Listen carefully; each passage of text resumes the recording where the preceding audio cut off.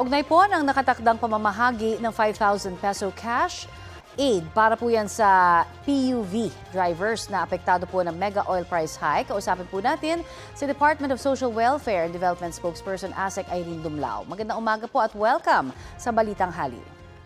Magandang umaga, Ms. Connie. Ano ho ang magiging sistema nitong pamamahagi ng 5,000 peso cash aid para po sa PUV drivers natin?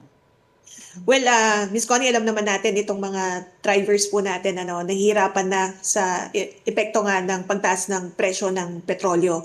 Kaya ang utos po ng Pangulong Marcos Jr. ay bigyang lunas natin itong nararanasan po nila. At sa pamamagitan nga po ng Assistance to Individuals in Crisis Situation ay magbabahagi po tayo ng 5,000 piso na cash assistance. At batay po dun sa ating pakikipag-ugnay sa mga local social welfare development officers ng National Capital Region kahapon, Tuesday 6 a.m. Tuesday next week ng 6 a.m. mag-umpisa na tayo ng 5,000 pesos na ito sa iba't ibang bahagi po ng Kamaynilaan.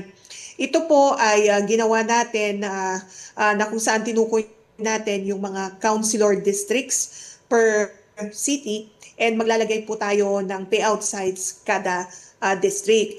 And then 1,000 beneficiaries po ang isoserve per payout site. At ito po, ang listahan ay magagaling sa mga lokal na pamahalaan, isocertify po iyan ng local chief executive at isusumite sa DSWD. In fact, we have given our local social workers until 5 p.m. today to submit nga po yung mga list. Because by Tuesday natin, parang i-adapt natin is a pay-go system kung saan iprepresenta lamang po ng driver, ng tricycle driver, yung pong kanyang valid driver's license at i-release na natin yung kanyang 5,000 pesos. Mauna po muna yung mga tricycle drivers dito sa National Capital Region, but eventually include natin yung pong mga jeepney drivers, taxi drivers, mga TNDS drivers, and other affected sectors. Hindi lamang po sa National Capital Region, but nationwide, Ms. Connie. Okay, marami nagtatanong bakit Metro Manila muna ang inuna, gayong batay po sa mga nakukuha naming balita. Mas mahal pa nga yung petrolyo sa ilang probinsya. Well, dahil nga po ang utos sa atin ng Pangulong Marcos Jr. ay bilisan na natin yung pamamahagi ng tulong. Ito po munang NCR ang na-identify na natin sapagkat nandito po tayo at nandito po yung mga ready na, available na yung mga list. It's just a matter of validating it. But hindi naman po kinakailangang mag-alala ng mga kababayan natin outside of Metro Manila sapagkat susunod na po yung pong kanilang mga lugar. We've already started yung coordination naman pertaining to the other areas. Mga kailan ho kaya masisimulan yung sa mga probinsya naman? Well, titingnan natin, Ms. Connie, kung gaano rin po kabilis na maisumiti sa atin yung pong mga talaan o yung mga listahan.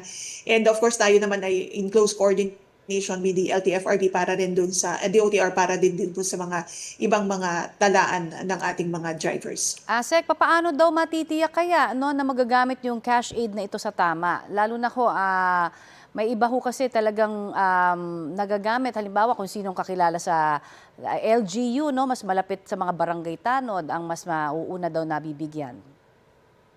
Well, ito po ang usapan natin with the local social welfare development officers kahapon. Natiyakin natin na lahat po ng mga tricycle drivers na nandun po sa lugar na kanilang nasasakupan ay ma-include dun sa list na isa-submit sa DSWD. And of course, we trust naman our local partners na i-include po nila lahat ng mga.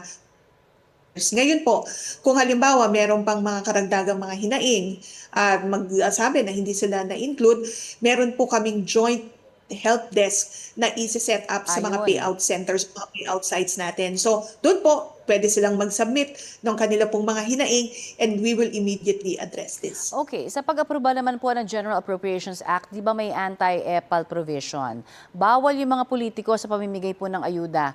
Bakit daw idadaan pa ito sa LGU, yung cash aid na ito sa PUV drivers? Baka ho kasi magamit lang din ito sa pamumulitika. Well, ito naman po kasing listahan na magagaling sa mga local government units ay syempre ang linalaman kasi nito ay yung kanila pong mga constituents, yung mga drivers sa kanilang mga lugar.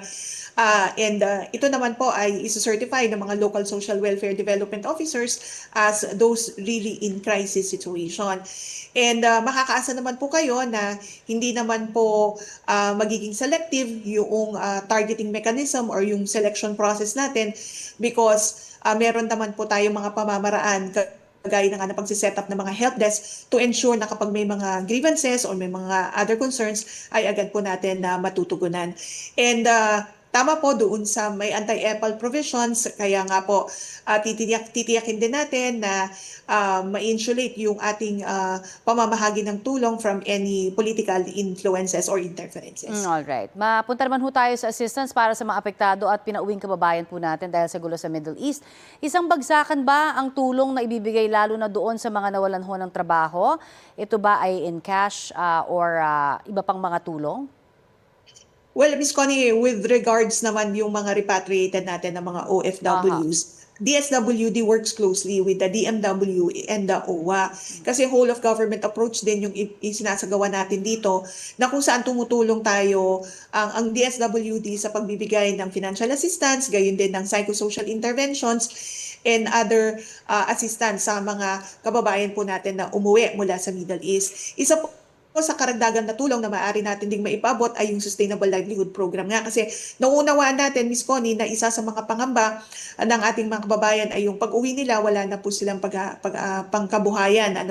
Kaya ang ginagawa natin, ina-assess sila ng ating mga social workers para matukoy kung ano pa yung karagdagang tulong na may papabot natin, lalong-lalo na kapag sila ay umuwi sa kanilang mga probinsya.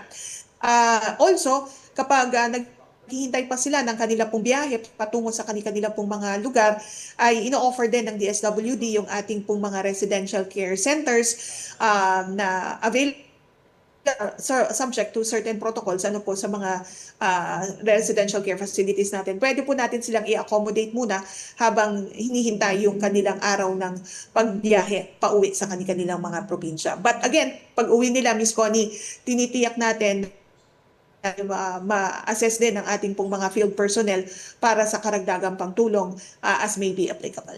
Asek, Irene, marami pong salamat sa inyo. Maraming salamat din, Ms. Connie. Yan po naman si DSWD spokesperson, Assistant Secretary Irene Dumlao.